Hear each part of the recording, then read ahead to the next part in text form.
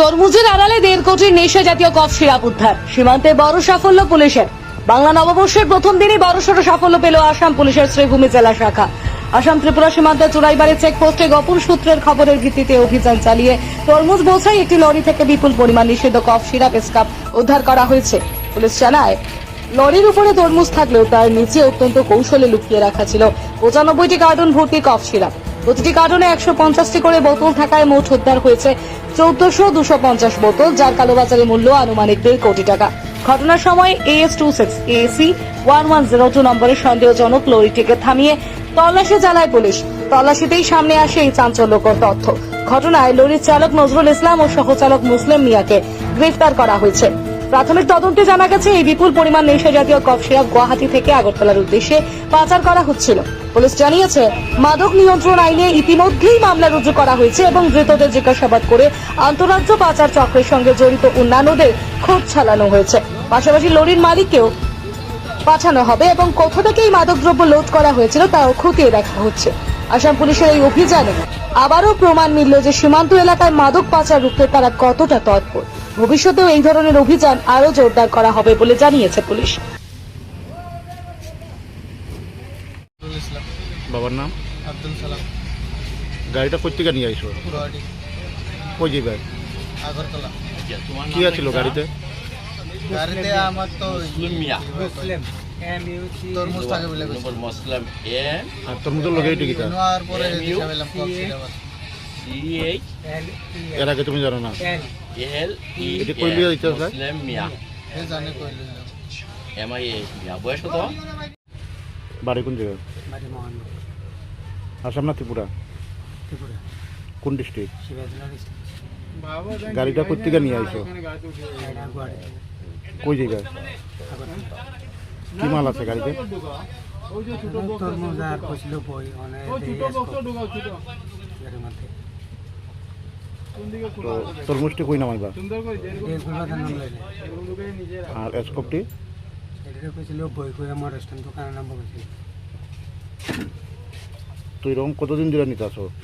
আমি তো স্যার আমি এদিকে আইছি, আমি তো আইলে গাড়িলে আইলে আমার গেটও এন্ট্রি থাকবো, দেখেন আমি তাতে আমি আমি টিপার চালাইতাম JCB লোকে। আমার শুধু কইছিল সেকেন্ড হ্যান্ড গাড়ি কিনছে, এই গাড়িটা কে কইছে নামটা কোন না? আরে এবার নামটা তো মনে করতে হবে। কি নাম মনে? নববর্ষ আজকে বছরের প্রথমটা দিনেই করিমগঞ্জ আরক্ষীর বিশেষ সাফল্য। আজকে সকাল 6:30 নাগাদ আমাদের কাছে খবর ছিল এরকম নিষিদ্ধ দ্রব্য নিয়ে গাড়ি একটি আসবে। সেই মর্মে আমরা পুঙ্খানুপুঙ্খভাবে তল্লাশি চালাচ্ছিলাম, নাকা চেকিং চালাচ্ছিলাম।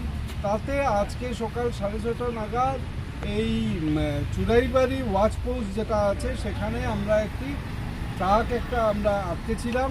সেটা তল্লাশি চালাতে ট্রাক ভর্তি ছিল তরমুজ, ফল তরমুজ।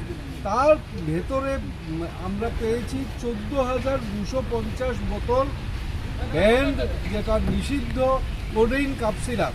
সেটা আমরা জব্দ করেছি, যথাবিহিত আইনি ব্যবস্থা নিচ্ছি। ড্রাইভার করায়ত্ত হয়েছে, হ্যাঁ মানে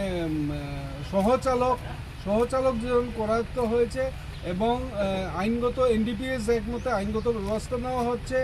সরকার তথা অসম আরক্ষীর যেটা ড্রাগস বিরোধী আন্দোলন চলছে, অব্যাহত আছে, নিরন্তর চলছে, অব্যাহত থাকবে। আমরা কোনো মতেই কোনো ড্রাগস আমাদের অঞ্চল দিয়ে আর সরবরাহ করতে দেব না, আসতেও দেব না, যেতেও দেব না। এই জন্য আমরা কন্টিনিউয়াস চেষ্টা করছি আর চালিয়ে যাব। স্যার এগুলির কালোবাজারে মূল্য কত হতে পারে?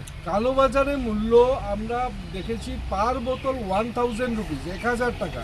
সুতরাং 14,250 বোতল মানে অলমোস্ট 1.5 কোটি টাকার নিষিদ্ধ কোকেন কাপসের আজকে জব্দ হয়। NDPS অ্যাক্ট মতো যে ধারা লাগাতে লাগে সেগুলো লাগিয়ে কেস নেওয়া হবে, সহচালকের এগেইনস্টে নেওয়া হবে, গাড়ির মালিককে আমরা সামন করবো, ওনার করবো এরকমভাবে। প্লাস কোথার থেকে লোড হয়েছে, কোথায় যাচ্ছিল, কোন দিকে যাচ্ছিল, ত্রিপুরার দিকে। সুতরাং কোথার থেকে লোড হয়েছে সেগুলো আমরা খবর নেব, কোথায় লোড হয়েছে, কার থ্রুতে হচ্ছে এসব আমরা এই সমস্ত পুঙ্খানুপুঙ্খভাবে ইনভেস্টিগেশন চালাবো এবং দোষীদেরকে উপযুক্ত শাস্তি দেওয়ার ব্যবস্থা আমরা করব।